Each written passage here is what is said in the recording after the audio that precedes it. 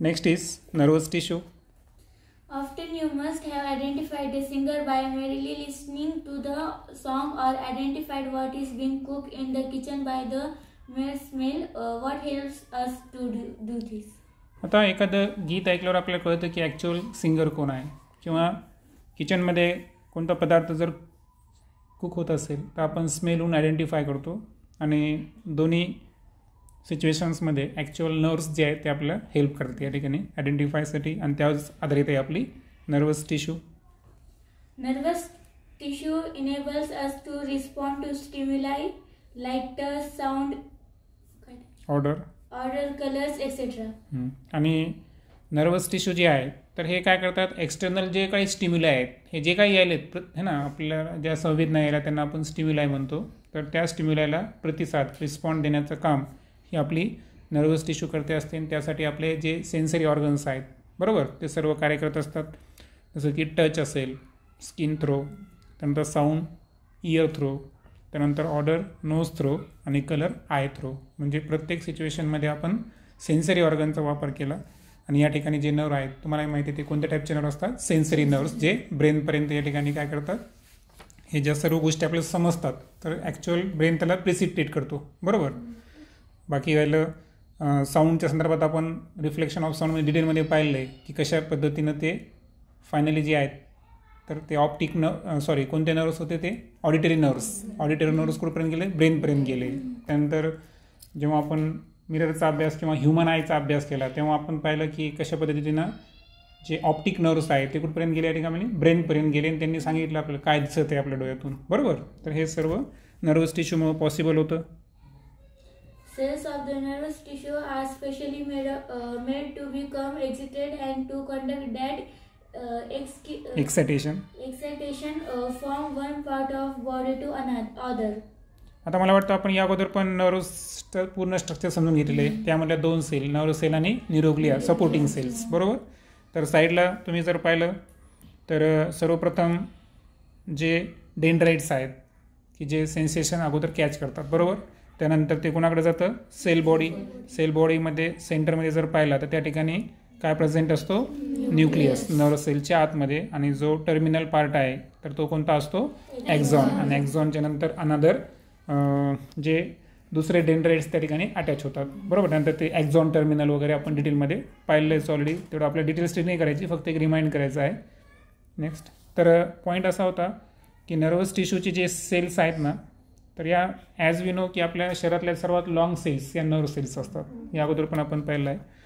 तर या स्पेशली जे आहेत ना तर त्या सेन्सेशनमुळे त्या एक्सायटेड होतात ओके. आणि एक्सायटेड होऊन हे एक्सायटेशन अर्थातच त्याला आपण इम्पल्स शब्द वापरला होता बरोबर. हे इम्पल्स ते काय करतात, कंडक्ट करतात बॉडीच्या एका पार्टकडून another पार्टकडे. The cell body which contains the cytoplasm and the nucleus is the main part of each nerve cell. आता प्रत्येक नर्व सेल जे आहे ना तर त्याच्यामधला एक मेजर पार्ट आहे जो की आता आपल्याला झूम करून दाखवलेला आहे. तो कोणता आहे, सेल बॉडी. आणि सेल बॉडीच्या आतमध्ये दोन कंटेंट्स आपल्यासाठी महत्त्वाचे आहे. एक सेंट्रली लोकेटेड असणारा न्यूक्लियस केंद्रक, जे की आपल्याला माहीत आहे की सेलचं जेवढे काही फंक्शन्स आहेत ते कंट्रोल करण्याचं काम कोण करतो, न्यूक्लियस ओके. आणि त्यानंतर आहे सायटोप्लाझम. आणि आपल्याला माहिती आहे की सायटोप्लाझम जो एक प्रकारचा सायटोप्लाझमिक फ्लुइड आहे आणि ज्याच्यामध्ये मायट्रोकॉन्ड्रिया असेल, गॉल्जी बॉडी असेल बरोबर, रायबोझोम्स आहे. आणि बऱ्याचशा ज्या रिॲक्शन्स आहेत मेटाबॉलिक रिॲक्शन पेशीच्या आपल्या कुठं घडतात, सायटोप्लाझममध्ये घडत असतात. Numerous small branch fibers called dendrites arise from the cell body. आणि सेल बॉडीपासून जे फायबर्स अर्थातच जे तंतूसारखे भाग आहेत तर ते जर पाहिले आपण तर ते थोडेसे न्यूमिरियस म्हणजे भरपूर प्रमाणात असतात. त्यानंतर स्मॉल छोट्या आकाराचे आहे आणि त्यांचे थोडे आपल्याला ब्रँचिंग दिसेल बरोबर. तर अशा पद्धतीचे ते डेंड्राइट्स असतात. तर लक्षात ठेवायचं हे जे डेंड्राइट्स आहेत जे ॲक्च्युअल काय करणार आहेत, इम्पल्स कंडक्ट करणारे, जनरेट पण करणारे आहेत. कारण काय आपल्याला समजा फील झालेलं आहे हे सर्व गोष्टी ज्या आहेत डेंड्राइट्सपासून अराईज होणार आहेत. सो लक्षात ठेवायचं की या डेंड्राइटची निर्मितीसुद्धा कशापासून झालेली आहे, सेल बॉडीपासूनच झालेली असते.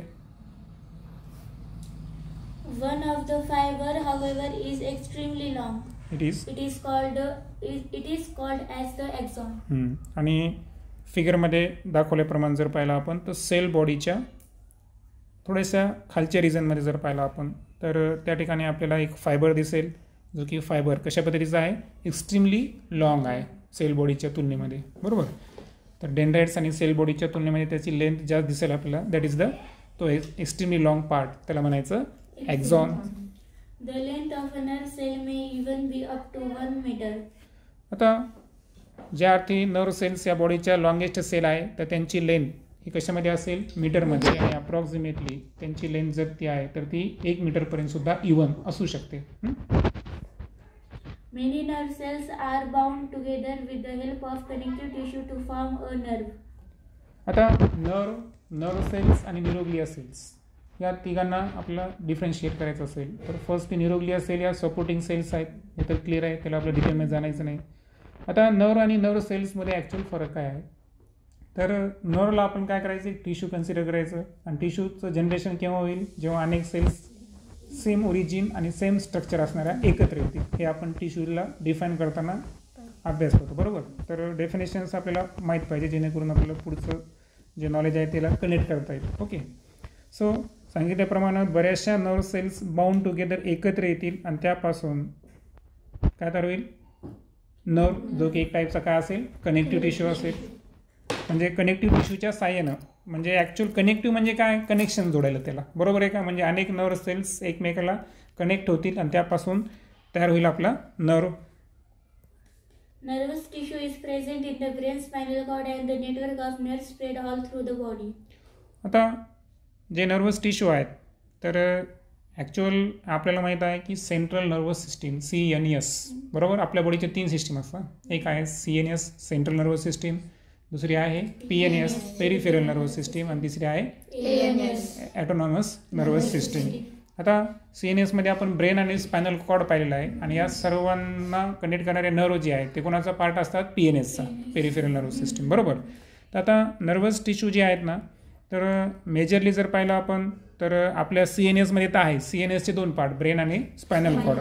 त्या व्यतिरिक्त आपल्या बॉडीमध्ये जेवढं काही आपली बॉडीचं स्ट्रक्चर आहे त्या पूर्ण स्ट्रक्चरमध्ये स्प्लिट झालेलं नेटवर्क आहे. कारण आपल्याला माहिती आहे की बॉडीच्या कोणत्याही लोकेशनला आपल्याला सेन्सेशन होतं, बरोबर आहे का. म्हणजे याचा अर्थ बॉडीच्या ऑल ओव्हर पार्टमध्ये नर्व पसरलेले आहेत. ओके.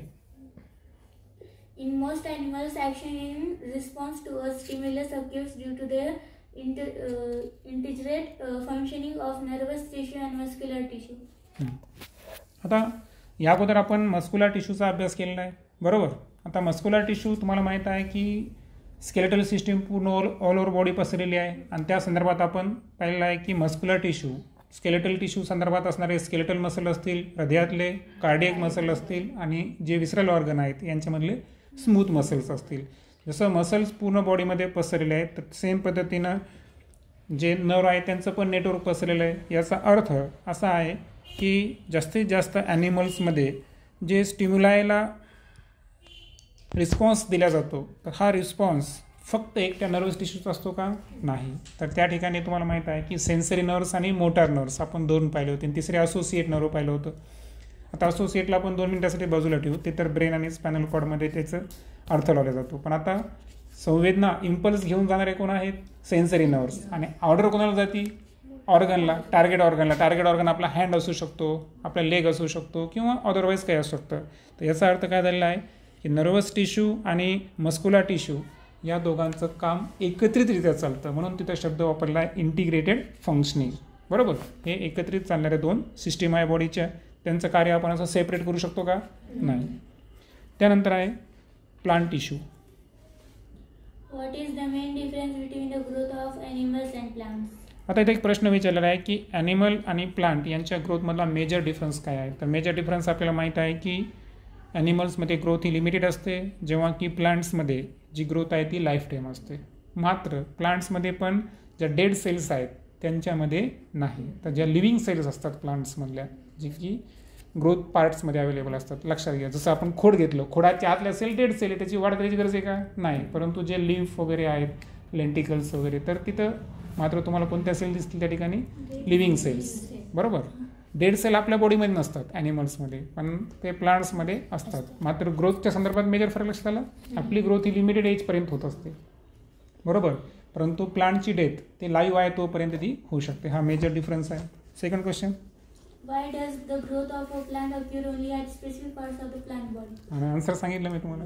प्रत्येक ठिकाणी लिव्हिंग सेल्स आहेत का? नाही. काही ठिकाणी काय आहेत? डेड सेल्स आहेत. त्या व्यतिरिक्त बी काही आन्सर असेल ते आपण जाणून घेण्याचा प्रयत्न करू. सो फायनली आपण प्लांट संदर्भात जे महत्त्वाचे टिश्यू आहेत, मेरिस्टेमॅटिक टिश्यू, जे की आपल्याला माहीत आहे की ते कशामध्ये मोडतात? सिम्पल टाईपच्या टिश्यूमध्ये मोडतात. कारण सिम्पल आणि कॉम्प्लेक्स हे दोन टाईप पाहिले आपण. As meristematic tissue is present in specific parts of a plant, growth occurs in those parts only. आता प्रश्न असा आहे की प्लांटची ग्रोथ करणारे जे टिश्यू आहेत ना ते मेरिस्टेमॅटिक टिश्यू आहेत आणि ते प्लांटच्या स्पेसिफिक पार्टमध्येच प्रेझेंट असतात. म्हणजे ते all over the body present आहेत का? नाही. जसं आपण मसल टिश्यू पाहिले, नर्व टिश्यू पाहिले, हे all over the body present आहेत. पण त्या पद्धतीनं जर आपण पाहिलं तर हे जे मेरिस्टेमॅटिक टिश्यू आहे हे प्लांटच्या काही विशिष्ट भागामध्ये म्हणजे स्पेसिफिक पार्टमध्येच प्रेझेंट आहे आणि त्याच ठिकाणी आपल्याला प्लांटची काय दिसून येईल? ग्रोथ दिसून येईल. अर्थातच मेरिस्टेमॅटिक टिश्यूमध्ये कोणत्या सेल सांगितले मी तुम्हाला? Living cell. Okay. Cells of meristematic tissue contain thick cytoplasm, a conspicuous nucleus, and a thin cell wall and are compactly packed together. आता मेरिस्टेमॅटिक टिश्यूमध्ये ज्या सेल्स आहेत तर त्यांना आपल्याला जर स्ट्रक्चर समजून घ्यायचं असेल तर त्याच्यामध्ये 3 मेजर गोष्टी दिसून येतील आपल्याला. फर्स्ट आहे की त्यांचं जे सायटोप्लाझम आहे तो थोडासा थिक स्वरूपाचा असतो. ॲज वी नो की त्या सायटोप्लाझमच्या आउटर लेअरमध्ये तुम्हाला माहिती आहे प्लांट्समध्ये सेल मेम्ब्रेनच्या बाहेर एक लेअर प्रेझेंट असते ज्याला आपण सेल वॉल म्हणतो, बरोबर, जी की ॲनिमल सेलमध्ये काय असते? अब्सेंट असते. हां, तर जे मेरिस्टेमॅटिक टिश्यू आहेत त्यांच्या सेल्समध्ये सायटोप्लाझम हा कसा आहे? थिक, थोड्याशा जाड स्वरूपाचा आहे. त्यानंतर कॉन्स्पिक्युअस न्यूक्लियस म्हणजे जो क्लिअरली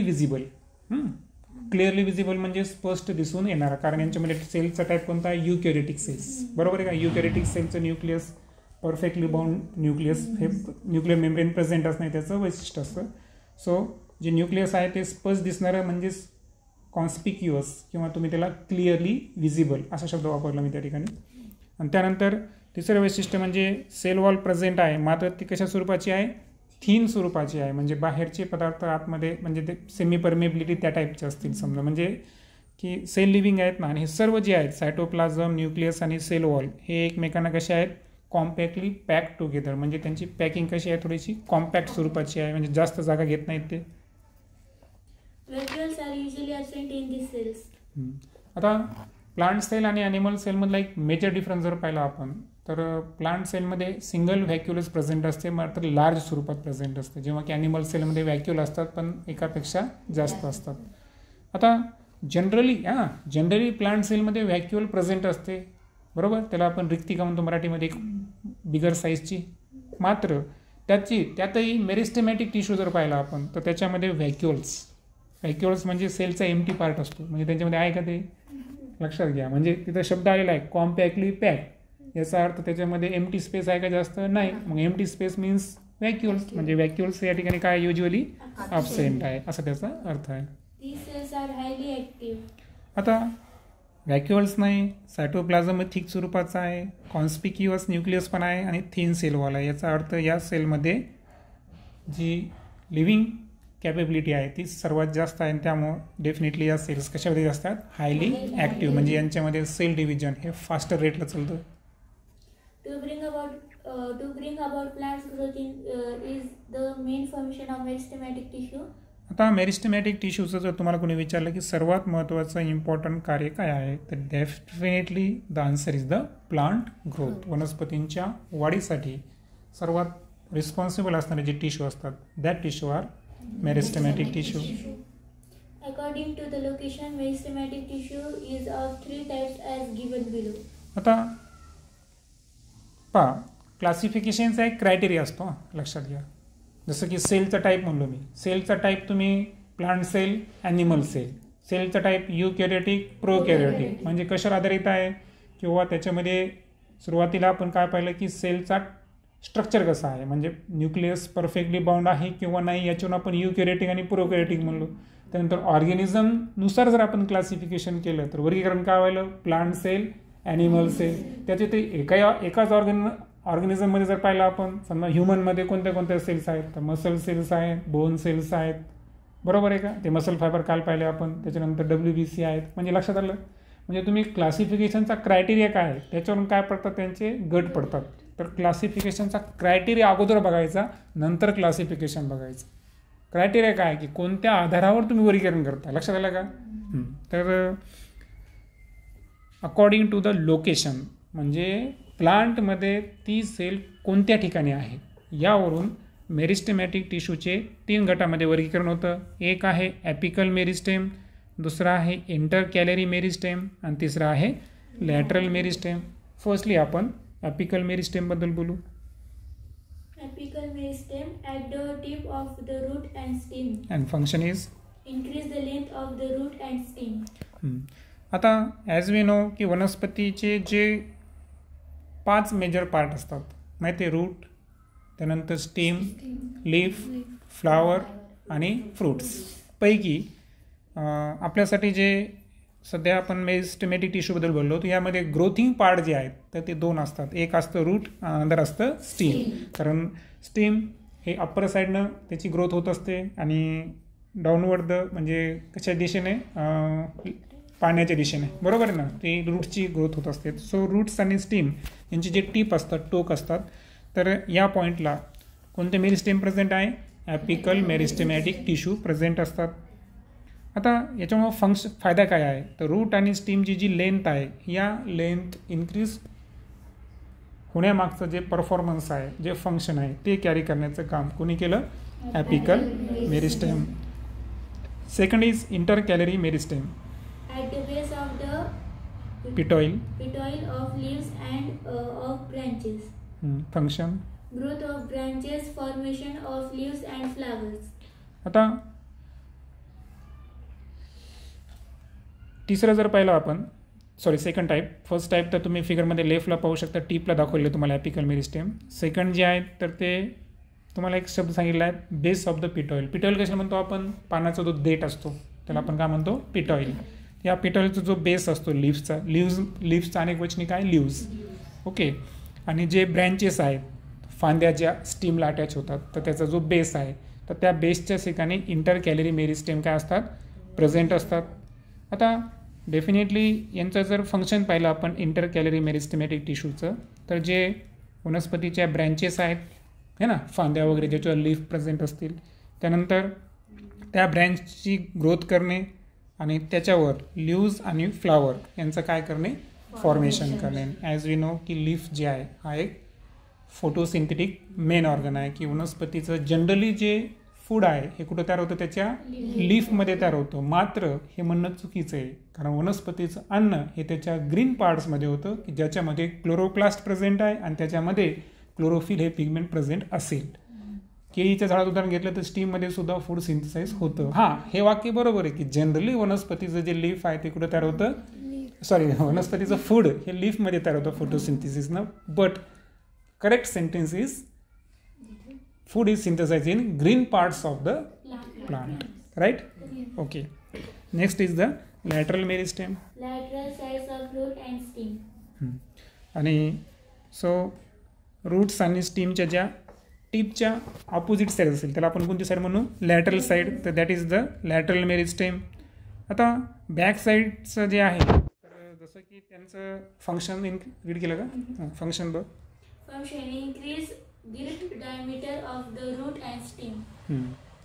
आता लॅटरल मेरिस्टेम जे आहेत ना, तर हे वनस्पतीचा साईज वाढवतात. लक्षात घ्या, हे ग्रोथ वाढवली का नाही. गर्थ म्हणजे काय, त्याचा घेर जो असतो समजा, त्याचं जसं की आपण पाहिजे खोड दिवसेंदिवस काय होत जातो, मोठा होत जातो, बरोबर. म्हणजे खोडाचा साईज इन्क्रीज होत गेलं म्हणजे त्याचा जो गर्थ आहे.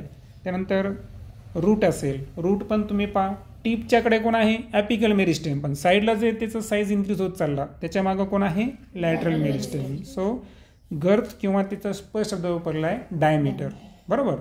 तर रूट किंवा स्टेमचा डायमीटर जो इन्क्रीज व्हायला, गर्थ जो इन्क्रीज व्हायला या ठिकाणी, तर ते इन्क्रीज करण्यामागं कोण आहे, lateral meristematic tissue. So These are all types of types of merismatic tissue, that is apical, intercalary and lateral, on the basis according to the location. यावरून त्यांचं क्लासिफिकेशन झालेलं आहे. नेक्स्ट व्हिडिओमध्ये आपण परमनंट टिश्यू याबद्दल डिस्कस करू.